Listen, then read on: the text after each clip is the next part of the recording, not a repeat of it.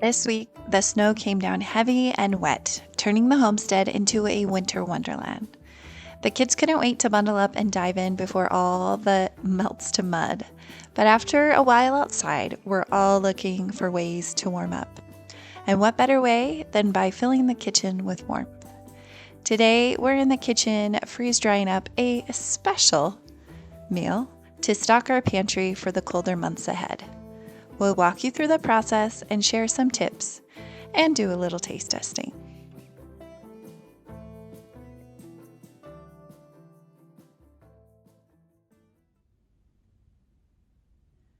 We are always looking for healthy meals for our family that everybody enjoys. It's not always something that's easy to do, but we want to eat healthy foods if we can and take out as much of the processed foods as possible. So one of the things my kids really love is ramen. And we know that ramen is not really great for us in the store-bought form. It has a lot of sodium. There's not a lot of nutritional value to it. If you add it to a meal and you have veggies and meats or proteins of some sort, then it becomes a little healthier for us. But it is fast, and that's why we like it. So today we're going to make our own version of a fast, healthy ramen bowl. To do this, we are going to use what we have already prepared in our freeze dryer. So we have lots of videos from different vegetables as well as proteins that we've freeze dried over the years that we are going to use to create these delicious little ramen bowls.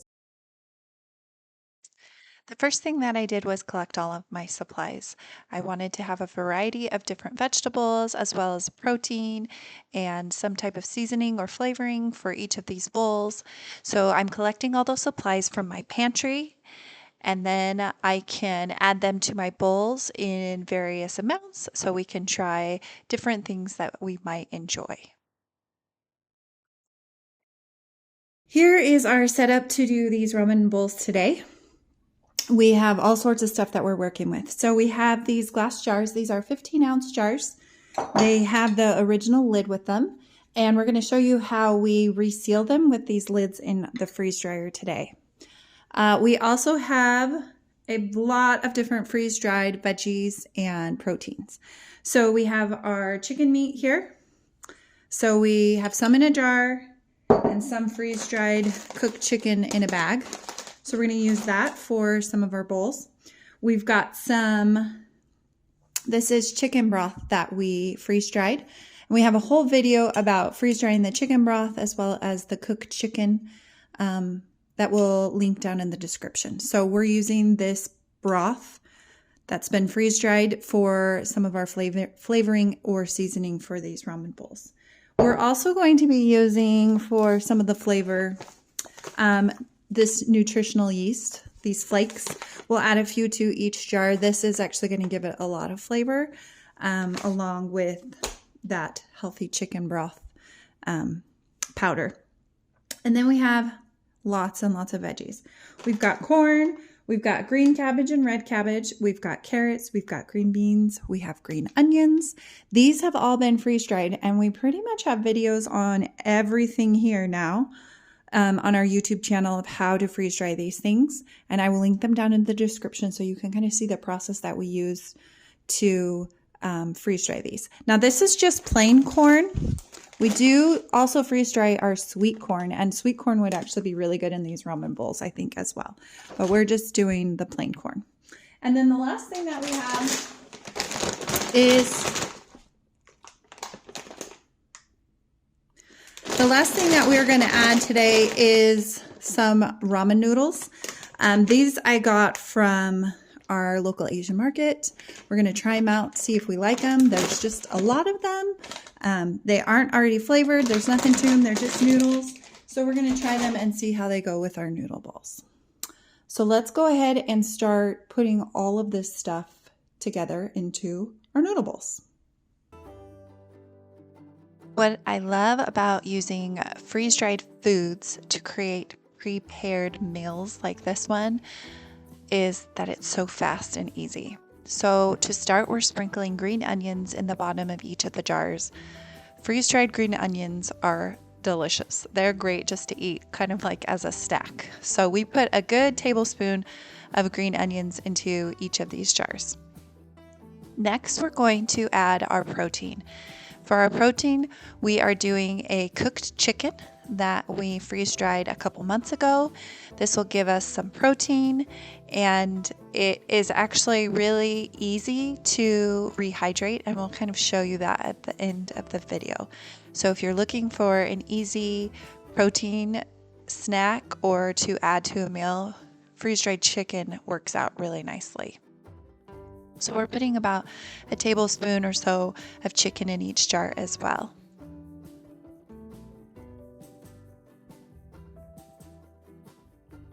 Our next ingredient will be corn. This is corn that we grew here on the homestead. We haven't had a super successful crop of corn in a couple of years. However, this corn has turned out super delicious and we have used it quite a bit. We typically in the past have frozen our corn, but last year we started freeze drying it and it has made a huge difference for our pantry staples. Now for some of the other vegetables, we're going to add some carrots. We have these cubed carrots that we grew, this is probably 3 years ago. We don't love these carrots, and I don't think I would cube my carrots again to freeze dry. At this point, I typically will shred them.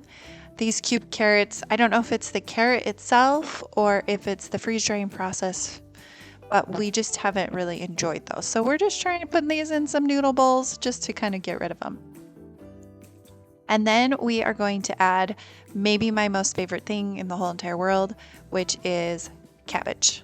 We love cabbage. I love cabbage. Cabbage is delicious. It is perfect for these ramen bowls. We have both green cabbage and purple cabbage. I have noticed with the purple cabbage, though, it will kind of dye the water as it's reconstituting. So you'll kind of have a purple ramen bowl. So if you don't like that, then don't add the cabbage.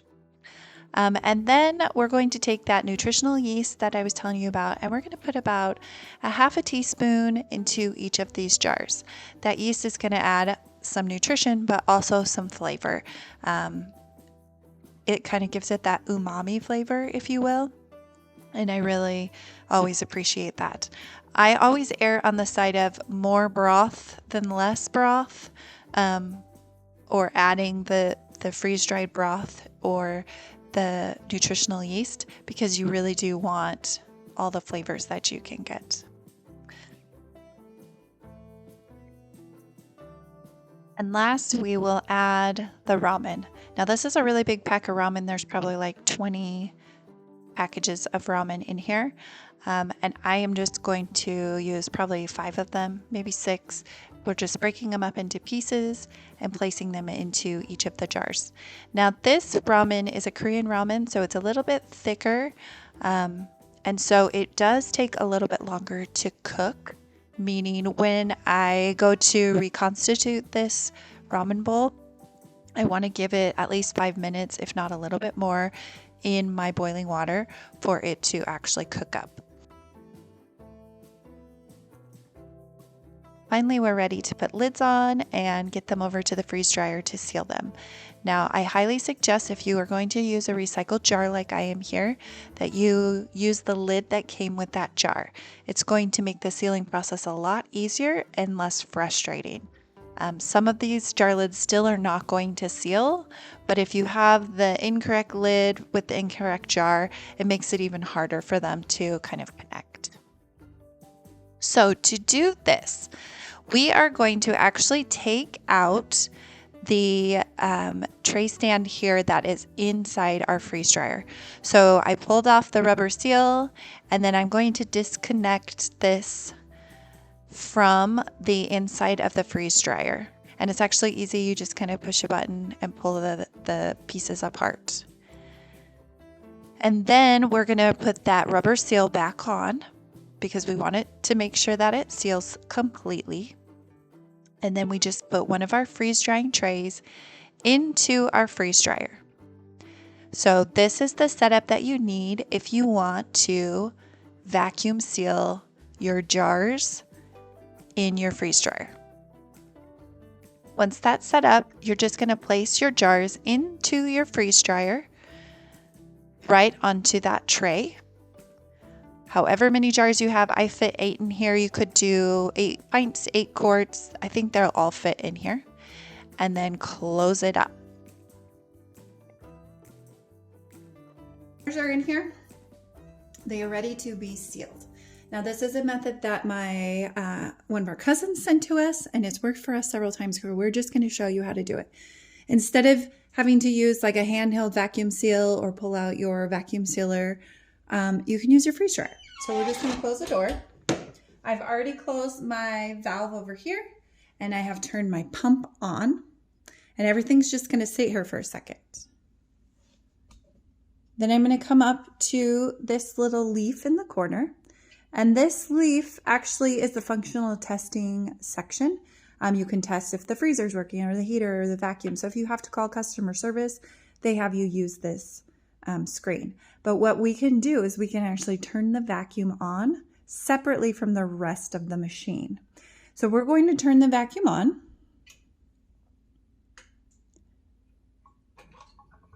And you can hear that it's starting. And it's going to make some noise here. We're going to listen for this noise because as the vacuum, it's over here, as it makes this noise, it's going to kind of change in about a minute in. And once that happens, we're going to let it run for 1 more minute. And then we're going to be able to open the freeze dryer and see if these sealed.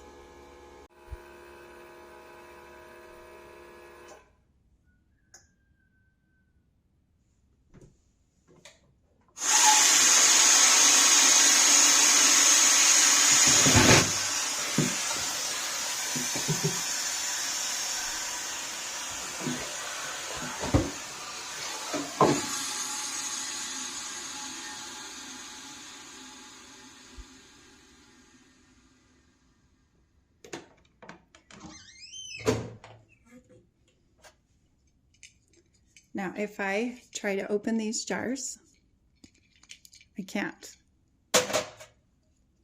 They resealed themselves. There's no popping at the top. They're all vacuum sealed, completely closed. So this is another great option for sealing jars that you've already used. Now, here's an example of one that didn't. Okay, so this one didn't.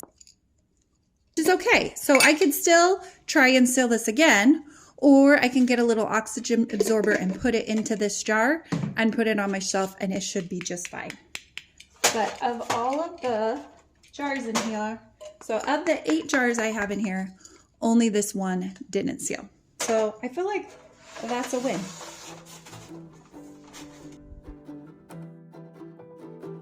Before we put those jars on the shelf, we want to make sure to reconnect our tray holder to our freeze dryer and get that back together.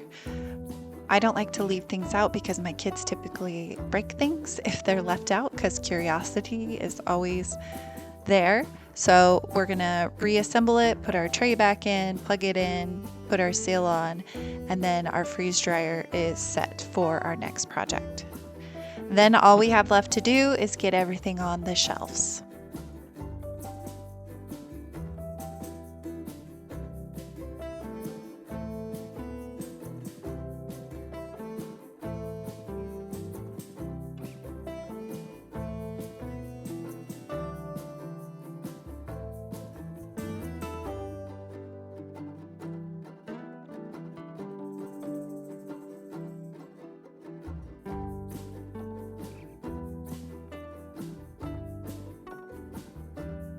Now, once your ramen is on the shelf, it's ready for you to eat. But how do you eat it? This is a question we always get when it comes to freeze drying. How do you reconstitute the food?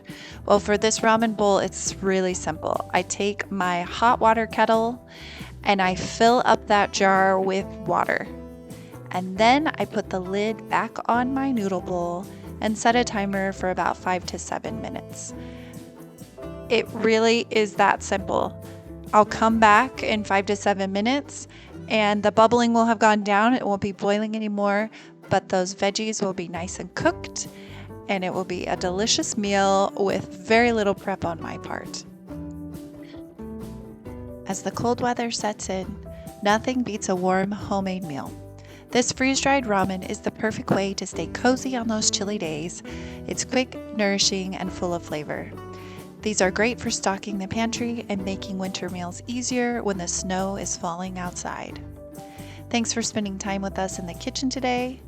Stay warm, stay cozy, and we'll see you next time.